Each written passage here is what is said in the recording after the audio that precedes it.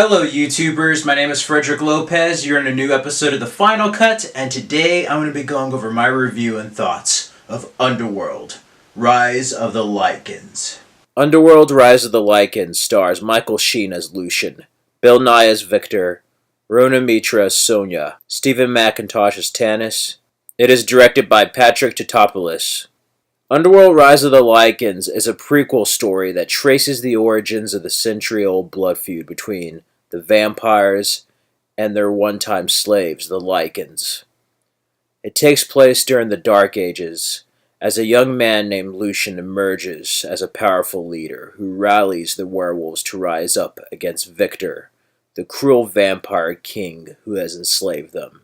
Lucian is joined by his secret lover, who is also Victor's daughter, named Sonia, in his battle against the vampire army and his struggle for Lycan freedom.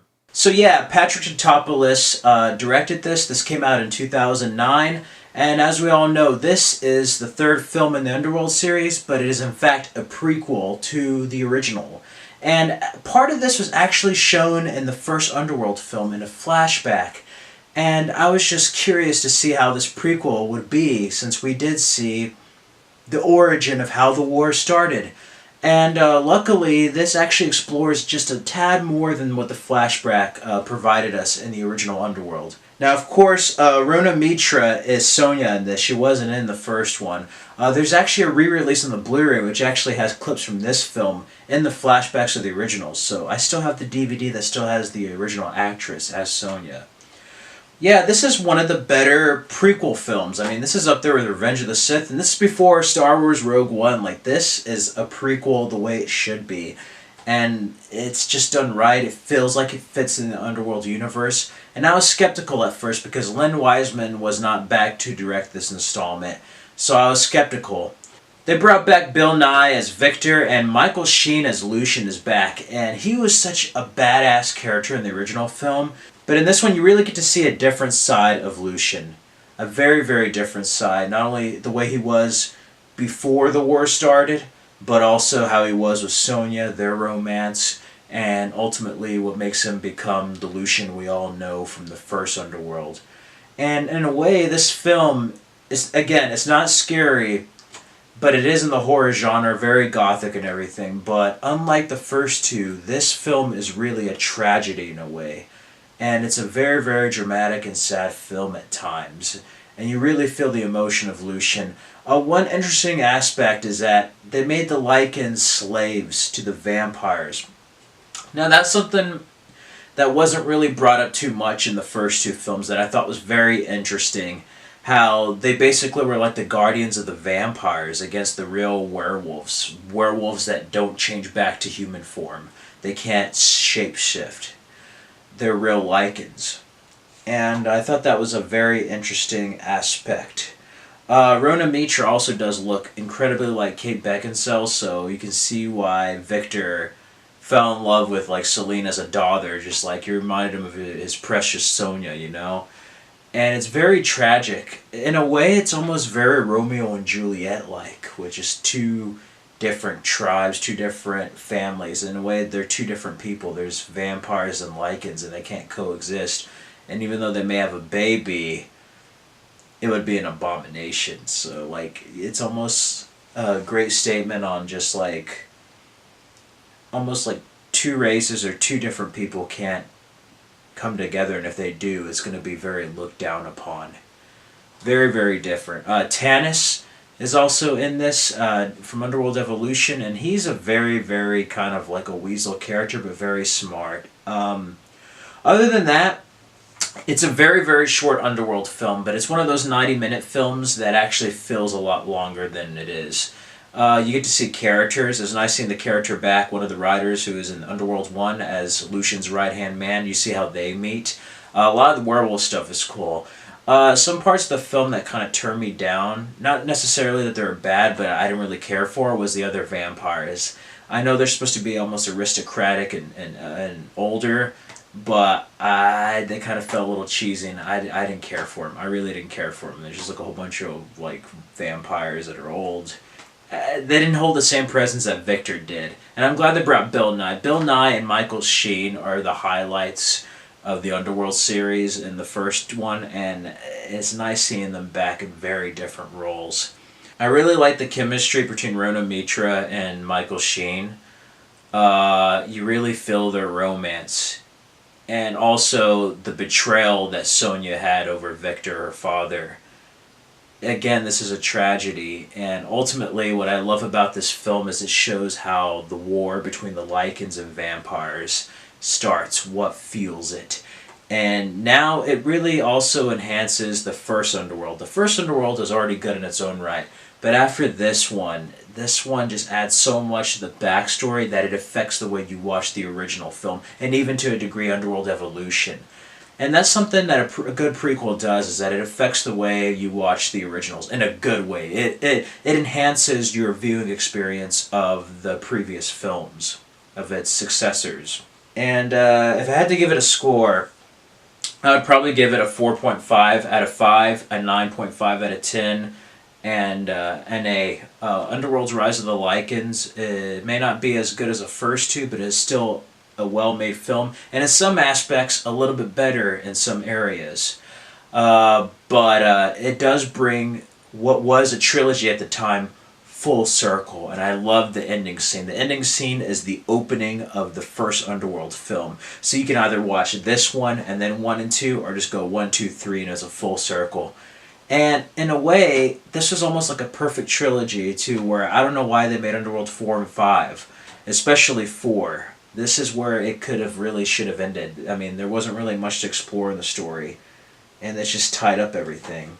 It says here, the birth of a hero, the rise of a legend, the beginning of a war. But yeah, the makeup too. The makeup's good with the vampires, and some degree the werewolves, but in this one they computerize almost all the Lycans. And that really takes it away. I mean, it's not bad, but it doesn't age as well, and there's something to be had in practical makeup for the werewolves, for the Lycans, that's kind of taken away in this installment. I do like the fight scenes, the stunts are great, and Michael Sheen and Bill Nye. 2 of the scenes that stand out to me, or 3 of the scenes, one of them, besides the betrayal, was Victor crying while Sonya's being burned alive. He burns her in the sun, and Michael Sheen has to watch the woman he loves basically die and get burned by the sun. That is just extremely painful. I mean, that just takes me back to Claudia in Interview with the Vampire getting burned alive, and Louis, Brad Pitt's character, going to Kirsten Dunst's On the Ashes and just like seeing that she died. It brought that type of emotion and really brings you to the view and point and the perspective of Lucian. You're with him. You're ready to just have him kill all those freaking vampires. You just like kill the woman you love, and you see why he starts this war. You see why he feels the way he feels in the first Underworld. And when the war starts, when the action starts, that's when it's amazing. That final battle is just incredible, and I love the banter and fight between Victor and Lucian. That one scene where it just morphs out to a werewolf, and Victor's there, and then it's just like, I should have killed you, or I shouldn't have saved you, or something to that degree. It's just like, I should have killed you when you were a baby, or something like that. And then Lucian's like, yeah, you really should have. And then stabs him in the throat with a sword. I mean, that was just brilliant. He, of course, survives that, and the way it just ties in. And them saying, is it over? And he's like, no, it's just begun. And you see him holding Sonya's amulet that he has on his chest in the first Underworld. Beautiful. It's just all around feel good. Even though it's a tragedy, it feels good as far as how much it ties into the original Underworld. Again, much like Rogue One to the original Star Wars trilogy, this enhances the viewing of Underworld and Underworld Evolution. The soundtrack's very different. I mean, of course, this is like a long time ago, so it's not in a modern time. And it is interesting. It's a different setting for an Underworld film. And again, you get to have more of that gothic feeling. You get to see Victor, just everybody the way they were before the war started and before we see it in modern day. So you get to see how the society worked. And this would probably take place after the flashback in Underworld Evolution. So the score is pretty much just like a composed score. Yeah, Paul Haslinger did the score for this. But again, it's not as high as a score as Underworld Evolution for me.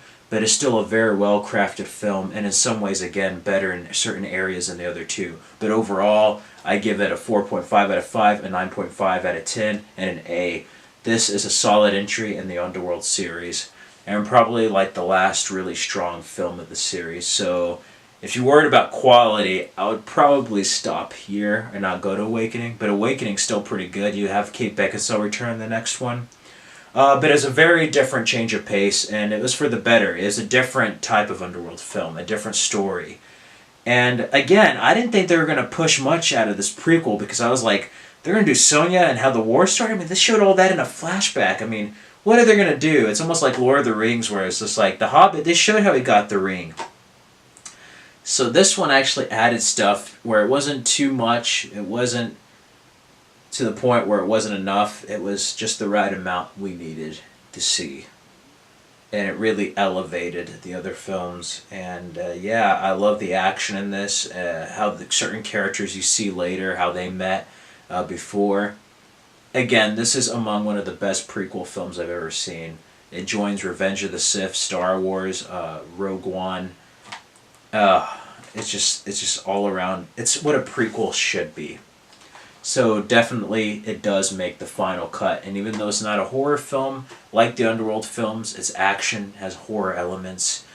And yeah, if you love vampires and Lycans and just like action, I mean, this one doesn't have guns, but like just all around romance. If you just want everything that's just like the horror genre, vampires, Lycans, a romance, a tragedy, this film has it all. Underworld is a very rare series that you can tell took beats from Blade and The Matrix, but it's its own thing and something that's very unique and something very beautiful. So definitely, if you haven't seen the Underworld films, go check them out, especially before Blood Wars, since that's going to be probably the final chapter.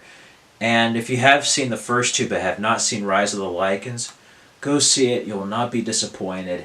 It is a great film, not only on its own, but as a prequel/sequel to the other ones. I mean, a prequel to the other ones, but chronologically a sequel. But yeah, it's just a great film all around. And I highly, highly, highly recommend it. You will not regret it. It is one of the better vampire Lycan films out there. And the actors bring up their A game and really elevate the film and give it some gravitas. For a basic, simple story, the actors really elevate the material to a higher level. So yep, that's my review for Rise of the Lycans. Just like my previous review of Underworld and Underworld Evolution, I wanted to go through this much more, but I don't know what else to really talk about. It's just a basic review of it.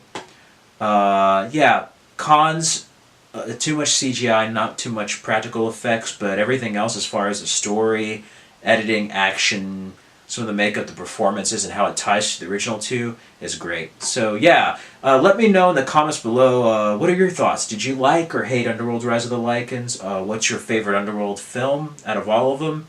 What are your favorite moments from Rise of the Lycans? Just let me know in the comments below. Feel free to like, comment, subscribe to my channel. Go ahead and check out the other reviews for Underworld and other Final Cut and movie reviews on my channel here on the Frederick Lopez channel. Go to my other channel, the Dark Knight of Steel channel, and you'll find some Underworld music videos. And yeah, that's pretty much it. Stay tuned for my next review, in which I will review Underworld Awakening. And then we'll move on to Underworld Blood Wars. I'm looking forward to it, and it's nice revisiting these films. Yes, makes the final cut, and if you haven't seen this or you have seen it, either way, go check it out again. It'd be good for the month of January. I'm going to go watch these and listen to some Nine Inch Nails.